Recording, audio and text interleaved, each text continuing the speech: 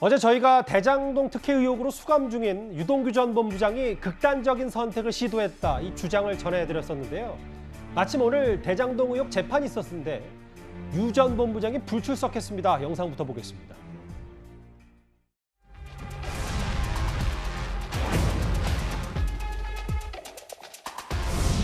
대장동 개발은 지금도 제가 자랑하는 성남시장 시절의 최대 치적입니다. 역시 제도적인 한계 때문에 완전히 개발 이익을 환수하지 못한 점에 대해서는 정말로 아쉽게 또 유감스럽게 생각합니다. 저는 그거를 언제, 어디서, 그다음에 누가 그랬는지 정확하게 밝혀주세요. 그다음에 검찰에서 다 밝히겠죠. 그러니까 그게 있으면은 당연히 벌 받아야죠.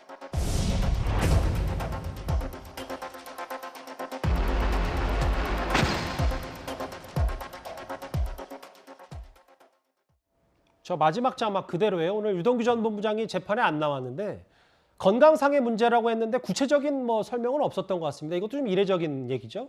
그렇습니다. 피고인은 원래 재판이 진행되면 재판에 출석할 의무가 있습니다. 예. 심지어 또 구속 피고인이기 때문에 안 나올 이유가 딱히 없는 것이거든요. 근데 지금 특별한 사유를 밝히지 않고 안 나왔고, 오늘 변호인이 이제 얘기한 거로는 이제 극단적 선택을 하고 나서 그때문에 치료를 받았지만 회복이 안 됐고 휠체어를 탄 채로 접견을 했다, 이런 얘기들을 하고 있는데요. 사실 교정 당국의 얘기와는 전혀 다르다는 점이 좀 문제입니다. 교정 당국에서는 극단적 선택을 한 바도 없고, 그리고 건강 상태를 검진을 했는데 아무런 문제가 없다라는 것이기 때문에요.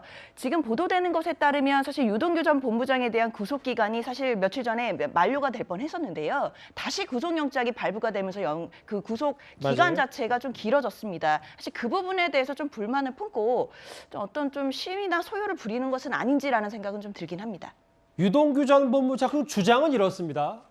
매일 하나씩 처방받는 수면제 50알을 모아뒀다가 한 번에 복용해서 극단적인 선택을 시도했다. 근데 법무부 교정당국 얘기는 50알 자체가 반입 자체가 불가능하고, 실제로 50알이 있다고 하더라도 개인이 딱 한 번만 먹는 거를 교도관이 직접 확인하기 때문에 이게 불가능하다. 그럼 지금까지 나온 얘기로는 수면제를 다량으로 복용해서 극단적인 선택을 시도했다라는 건 유동규 전 본부장 측의 거짓말일 가능성이 좀 있는 겁니까? 그러니까 지금 이 변호인과 이 교정당국 관계자의 얘기를 들어보면 그 중간쯤에 어디 진실이 있을 가능성이 크겠죠. 교정당국이 만약에 이 재소자 관리를 원칙대로 했다라면 50알을 한꺼번에 복용하는 것은 있을 수 없는 일입니다. 왜냐하면 의사소견에 따라서 1회 한정을 지급을 하고 그것을 삼키는 것까지 확인하는 것이 지금 교정당국의 이 수면제 지급 원칙이거든요. 그런데 만약 지급만 하고 복용하는 사실을 확인을 하지 않았다.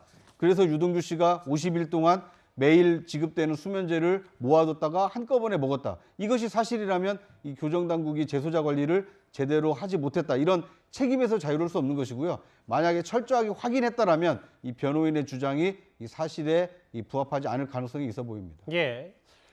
일단 상식적이진 않다. 50알로 어떻게 극단적인 선택을 할 수 있냐. 교정당국 사실 무근이다라는 입장을 냈기 때문에 만약에 거짓말이라면 유동규 전 본부장도 거짓말을 한 이유가 분명히 있을 텐데, 일각에서 나오는 거는 나 그만큼 지금 심경이 복잡하고 위태로운 상황이니 이걸 외부에, 특히 이재명 전 지사에게 보내는 구명신호 사인이다라는 얘기까지 있는데 어떻게 평가를 좀 하세요?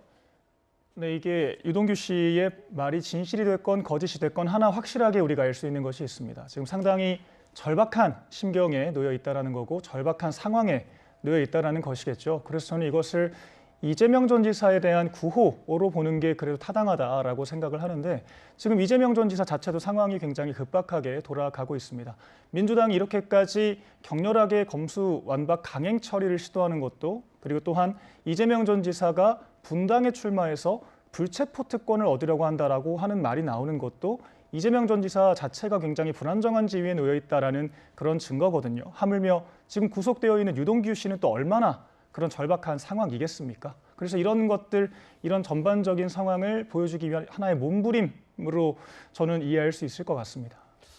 불안정한 상황이다라는 건 또 개인적인 박대면 시각일 수 있으니까 일종의 외부에 알리는 유동규 전 본부장의 신호다.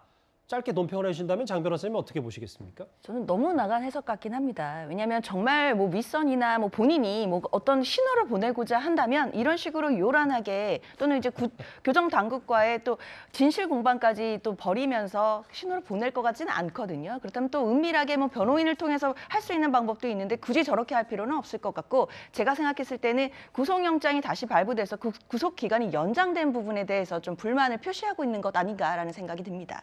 오랜만에 유동규 전 본부장 얘기 어제 이어 오늘도 한번 만나봤습니다. 그럼 지금까지 들어온 여러분들의 목소리를 만나볼까요? 첫 번째 댓글입니다. 정치에 관심을 끊어야 장수하겠네라는 말씀을 해주셨는데 그래도 탑10은 보셔야 됩니다. 예. 여나야나 자기들 범죄는 수사 못하게 하라는 검수완박법을 합의하다니 헌법 지키려는 의지는 있냐라고 말씀해 주셨고요. 예. 왜 부끄러움은 국민 몫이어야 하나요? 라는 의견도 주셨습니다. 윤석열 당선인의 검수완박 침묵은 어떤 메시지입니까? 라고 물어보신 분도 계시고요. 마지막 볼까요? 옛사저, 문 대통령의 옛사저 매입자가 누구인지요. 오늘도 댓글 5개 모두 감사드립니다.